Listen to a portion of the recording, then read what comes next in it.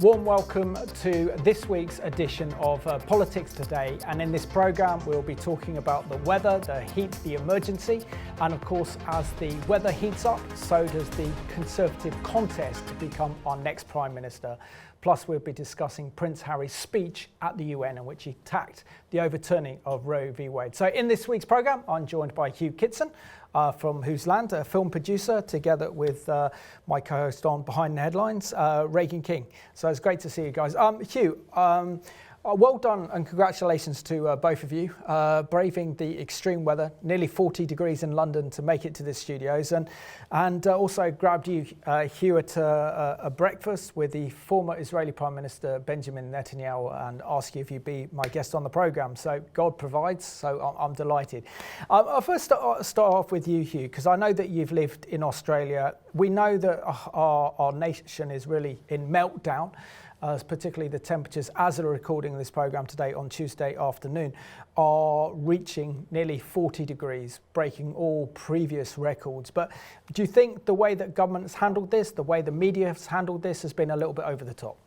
Oh, absolutely. Having lived more than 2 decades, actually nearly 3 decades in Australia, I think it's actually a bit of a joke.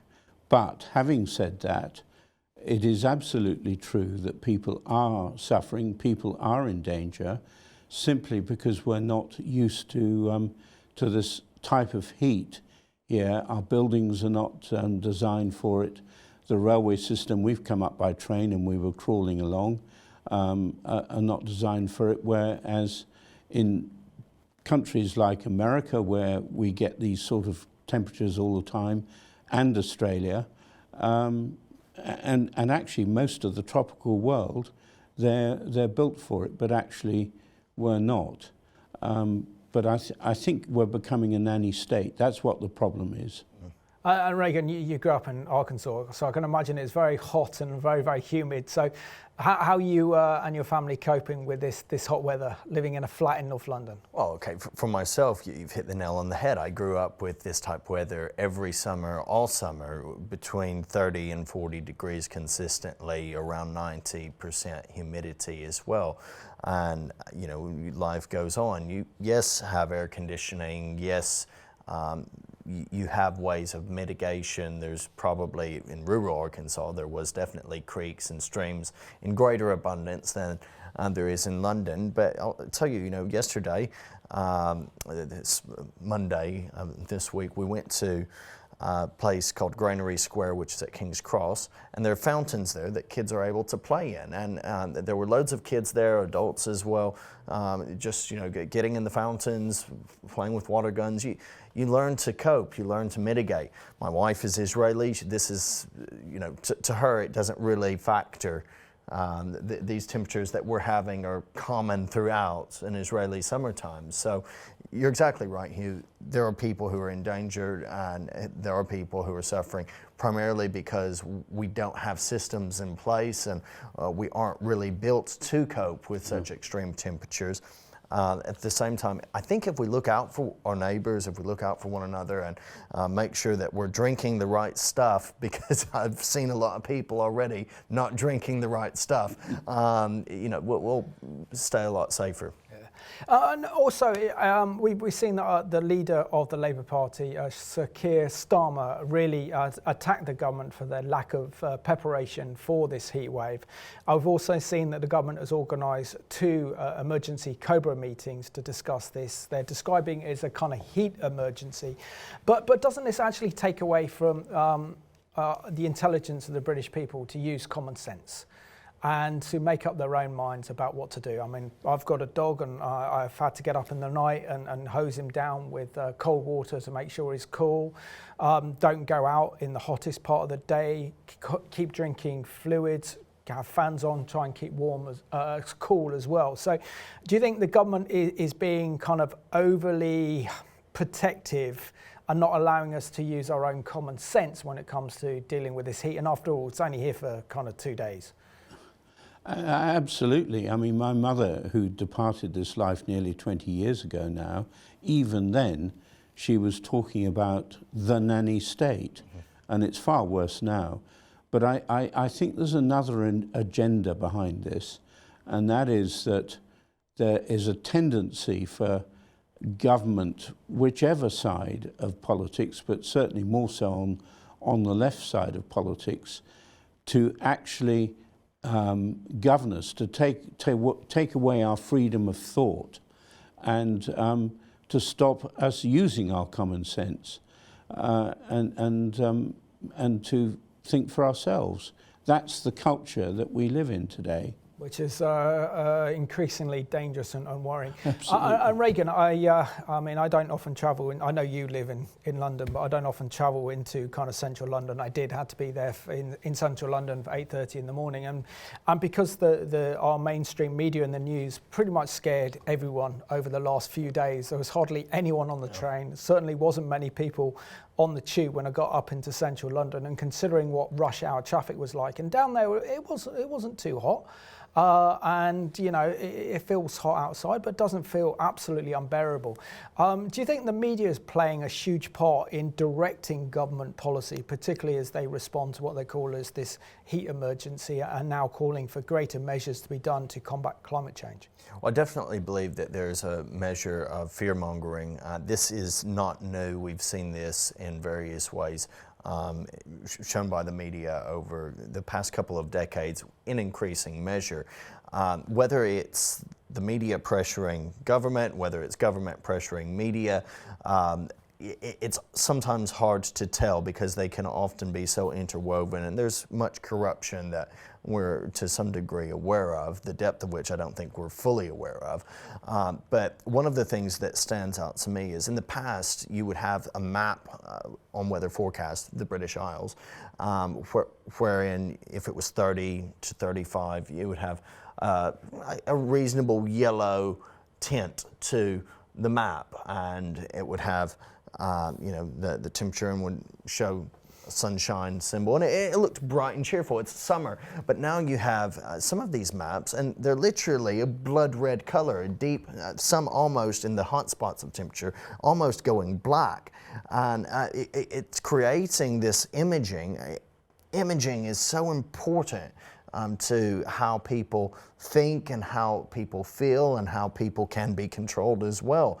And so this imaging is portraying this bleak, this dark situation where you go out and you may be roasted alive.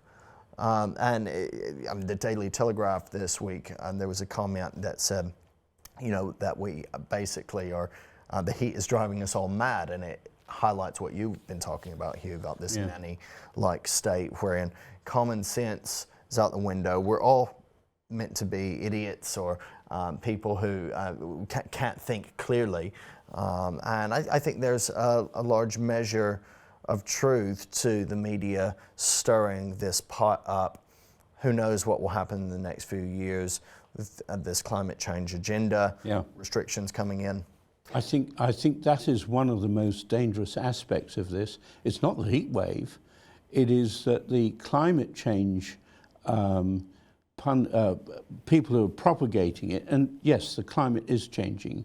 The climate does go up and down, and actually the Lord is in control of it. It's always true. But it's being used to try and push this carbon zero agenda, which is it's not sustainable, and in fact get everyone making electric cars or buying electric cars. Well, the batteries for this, the mining of the materials of it, and so on, it's not going to be any less polluting than the carbon is. And I think the science, and this is something that's certainly not politically correct, the science behind global warming, I think, is highly spurious myself. In the past, we apparently had climate that was closer to that of Spain. In medieval ages, we were able to grow grapes with natural sunlight. Was that Roman times? Well, even going back to Roman times, But and then I think there was a cold snap. There have been much cooler periods. So we may just be reverting back to what it was Absolutely. like in the past. And talking about the weather, we need to kind of move on to the Conservative Party contest to see who will be our next Prime Minister. As of this recording, headlines in the Daily Mail are Mordaunt's number 10 hits buffers. Her vote goes down the latest leadership poll as Sunak's lead soars and the right is still split. And then they've done a nice little poll in here, which is very helpful. So Rishi Sunak received 115 votes, so 101 in the last vote. Penny Mordaunt, 82. She's down 1. Liz Truss has gone up by 7 votes, MPs to 71 from 64. And Penny Mordaunt is on 58. She's up 9. And of course, Tom is out. So, I mean, what do you make of this contest to be the next leader of the Conservative Party and also our next Prime Minister? Because quite frankly, I'm not impressed with either of them, all of them. I don't know, if I was a member of the Conservative Party, I don't know who I'd vote for. Well, this has always been one of the problems about trying to get rid of Boris Johnson. And I think, in so many ways, he's been a good Prime Minister, with some exceptions. I mean, pushing this carbon zero thing, I think, has been a huge mistake, and I think he's had influence in the wrong place from that. But getting us out of Brexit was a huge thing. But unfortunately, he just had no moral compass, and so he had to go. And you can't trust if you can't trust your Prime Minister as a minister, the whole government's doomed. So he had to go. Yes, and it's a situation where it's a bit like when Brown took over from Blair. Blair, I didn't like a lot of the things he did, but he was a charismatic leader, as Boris Johnson was, and but he had some pretty strange policies as far as I was concerned, and the Conservative Party could find itself out in the wilderness. But, it seems to me, even though she's had very little experience, that the person with the real integrity, because I think this is something the Conservative Party need to do to mend its, I hate using the word image, but it needs to mend its image, is to have someone who is, if I can use a word that's not in the English dictionary, someone who is integrous. And as far as I can see, and I don't know her that well, Penny Mordaunt, if I pronounce her name right, seems to be a woman of integrity. And I think too, to have someone who is from an African ethnic origin as Prime Minister for another reason would be a good thing. It would have organisations like the BBC walking on eggshells, even if she was not politically correct. That's worth it, just to see the BBC squirrel. So squirrel right there. What were your thoughts, Reagan, on this kind of leadership contest? Now, as it heats up, and as of Thursday, I believe that they'll whittle it down to the last 2 candidates, and it'll be up to the membership of the Conservative Party to elect who they want. But is it democratically fair? Because essentially it's just the Conservative members of the Conservative Parliamentary Party, those that are members of Parliament, have a choice over who their next leader is. They then have only 2 candidates left, and then it's up to the supporters to decide. So, is this a fair way of doing it, or do we see that the MPs want who they want to have in place, and really with no real clear candidates like there was with Boris in the last leadership election, then that it's an open floor. I think it would be good to actually have, and this isn't an ideal scenario, 3 or 4 candidates presented to the party to see who the party members would appreciate. Because if they don't have the trust of the party members, frankly, let's just step back.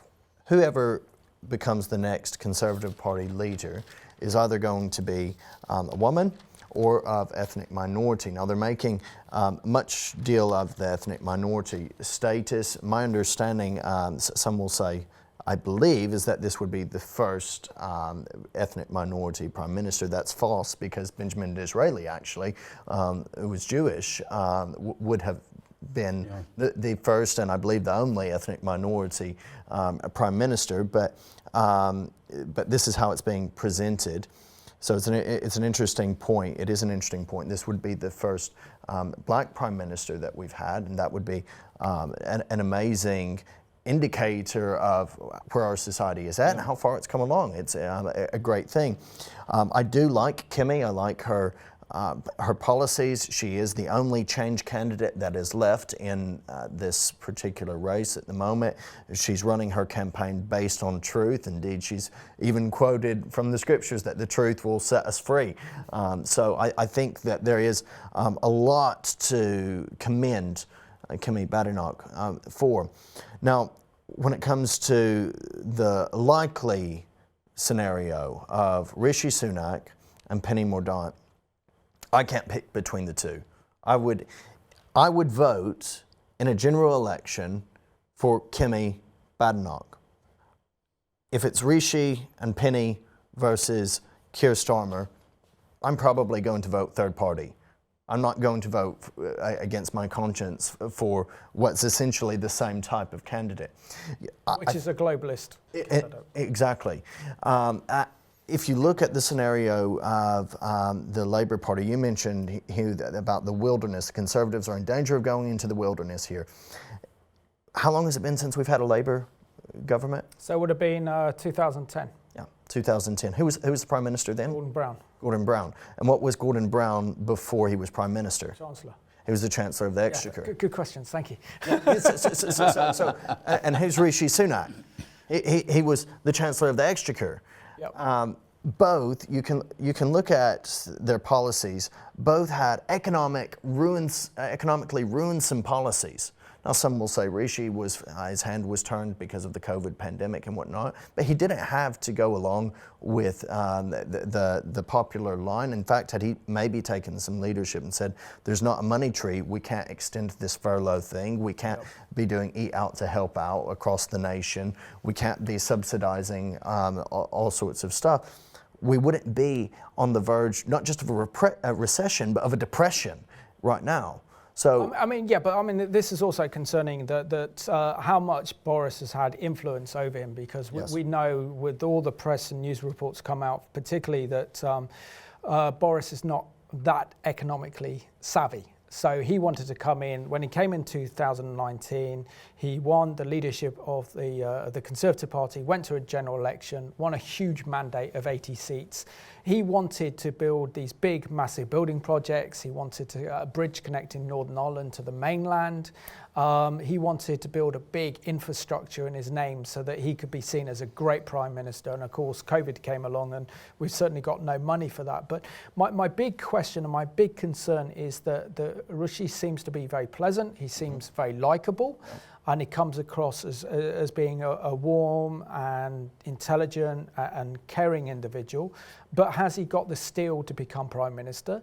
Who's going to influence him? Does he have the strength to stand? Because I don't think he stood up to Boris very well, certainly with Boris's intervention, because Boris ignored the warnings by the Bank of England to put up interest rates last year when the economy was going well, to slow down the threat of inflation. That is economic mismanagement, particularly in the crisis we're in. So can he make those decisions for himself? And the other one, you have a look at Liz Truss, the current Foreign Secretary at the moment. She speaks a tough game, but she looks so socially awkward. I can't imagine her kind of engaging with the British public and being a vote winner. And that concerns me. Yes, she's pro-Israel in the pro-Israel sense, and that's who the Jewish community are rooting for, as I heard this morning. But then also it's like it's the best of a bad bunch. I mean, we're entering a time and a period where my generation now is coming to the forefront of British politics, and we don't have the characters or the substance to actually deal with these agendas. I mean, if you think we've got an economic crisis to ride out, we've got globalist pressures to push us closer into the globalist agenda to have a kind of digital currency, which is next on the horizon.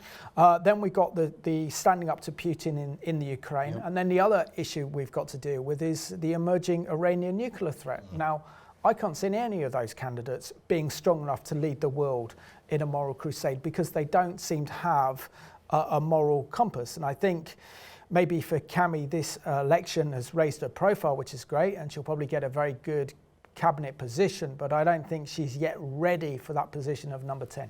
Those are my thoughts. I would tend to agree with you, but then when Tony Blair came to power back in 1997, he had no experience of government at all in those days. He had the whole of the media behind him when he won the election. He certainly did. He had ideas of transforming the party.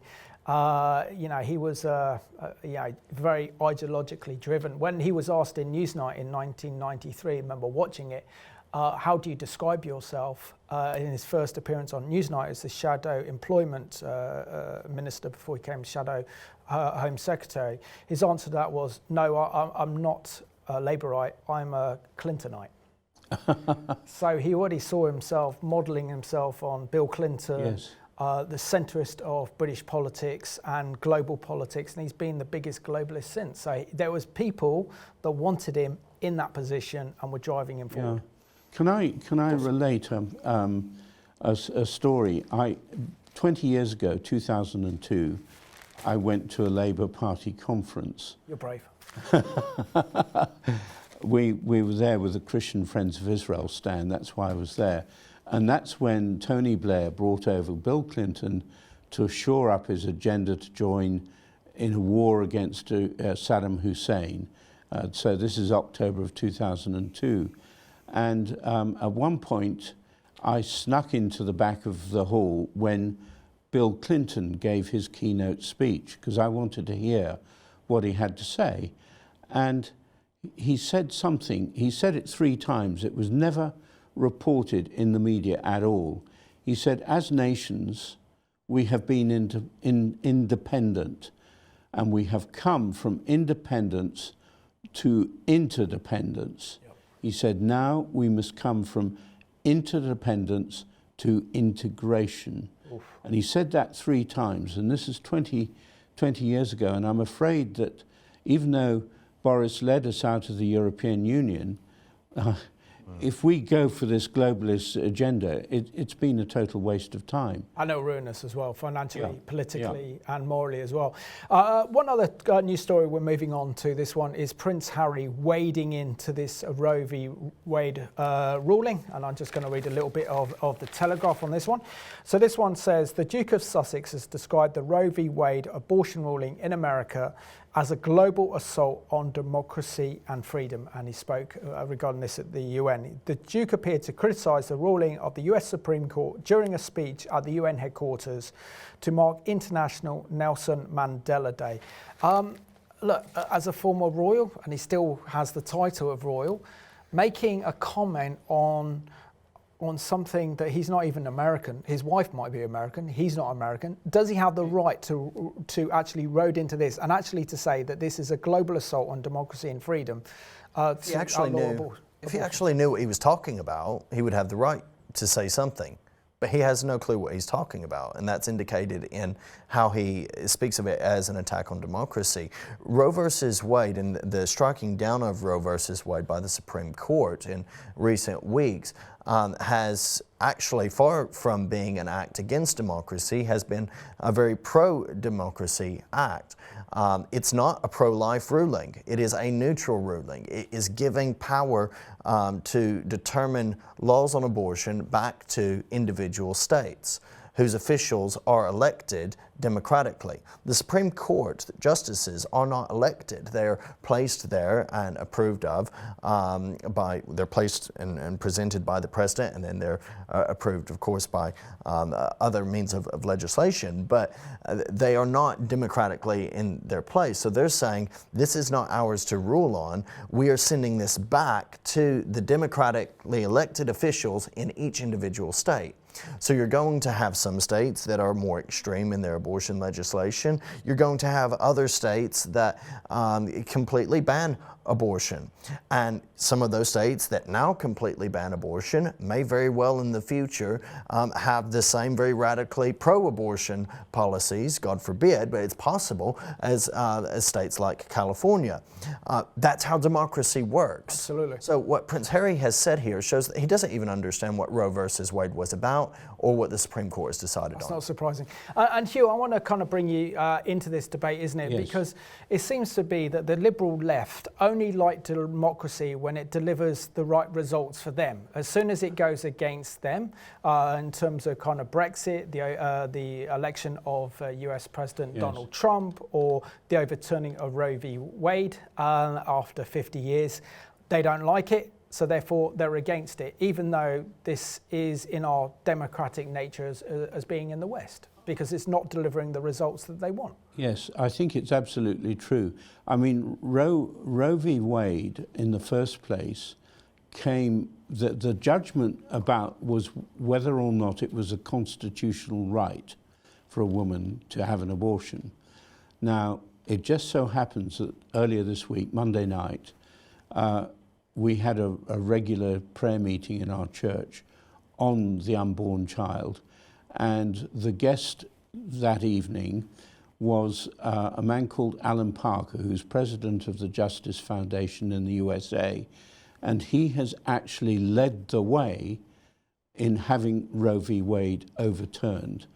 And he actually gave us some of the legal points that they went ahead with it. And one of the things that they came up with, that actually abortion is a crime against humanity, because you're not only destroying the life of a child in the womb, but actually the very, very often women go through a grief process, they go through mental illness and so on. So it can be very cruel on women. And this is something that is completely concealed in the whole debate. Reagan, within 30 seconds ago, the programme, should Harry wade into kind of US politics? No. No. Just explain why it's dangerous for a former royal who still thinks he's a royal to actually wade into US politics. He's not even an American citizen. Yeah. He's not even an American citizen. He is not able to vote. He has immense influence just because he has the name of royalty. But even here in the United Kingdom, he's been practically disowned by the royals. Reagan and Hugh, thank you so much for coming in to record this week's Politics Day with me, despite the heat. Thank you for watching this week's edition of Politics Today. I hope you've been able to keep cool in this hot weather, but we see that the contest for who's going to be our next Prime Minister is heating up. So we need to pray for God's wisdom and sovereignty to deliver us our right Prime Minister. So thank you for watching this week's Politics Today.